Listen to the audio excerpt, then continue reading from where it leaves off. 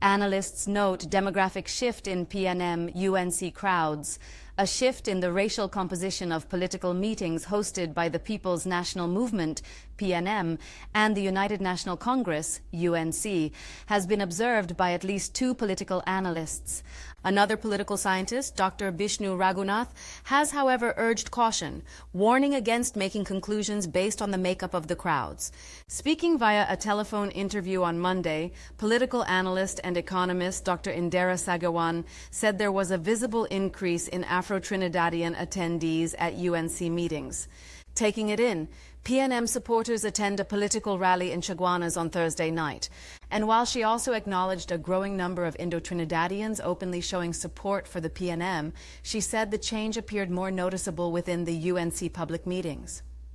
There is a stronger presence of Afro-Trinis in the UNC crowds than you are seeing Indo-Trinidadians in the PNM crowds, Sagawan said, emphasizing it could be attributed to the presence of the trade union movement. She pointed to the UNC fielding strong Afro-Trinidadian candidates, such as Jerlian John in Couva North and Roger Alexander in Tunapuna, as a possible reason for the changing makeup of its crowds also.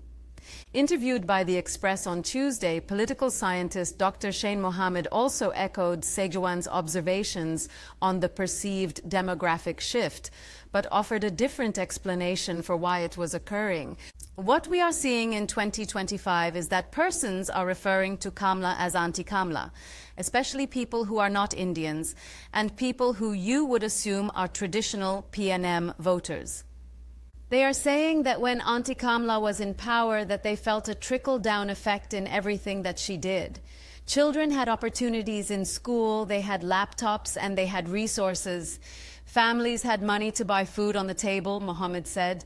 He added that in 2025, many families were facing challenges in bread and butter issues, and they therefore were comparing the Kamla Persad Bisesar-led administration 2010 to 2015 and the current economic climate under the PNM. He admitted, though, that the economic climate in 2010 to 2015 was much different from today.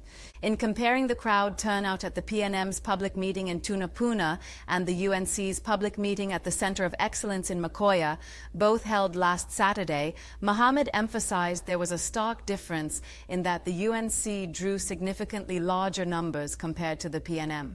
It could not be that they, PNM, were intentionally not advertising, Mohammed said, arguing that people are clearly not happy with the governance that the PNM has provided, and they do not seem to be convinced that Prime Minister Stuart Young was the answer. On the other hand, Raghunath, who was contacted on Monday, said he preferred not to place too much importance on crowd composition when assessing the potential outcome of an election. He argued that, beyond the cliché that crowds do not win elections, they also have a tendency to create false impressions. Raghunath further stated crowds can be easily mobilized or even bought. He said different political parties also drew certain demographics and elaborated on the size of the crowds at the political meetings, saying different political parties would have different types of crowds. He reasoned the PNM usually attracted a more urban crowd and rhetorically asked, "Do urban people come out to political meetings in their numbers?" The simple answer to that question may not necessarily be so. He said these meetings often see plenty of young people attending.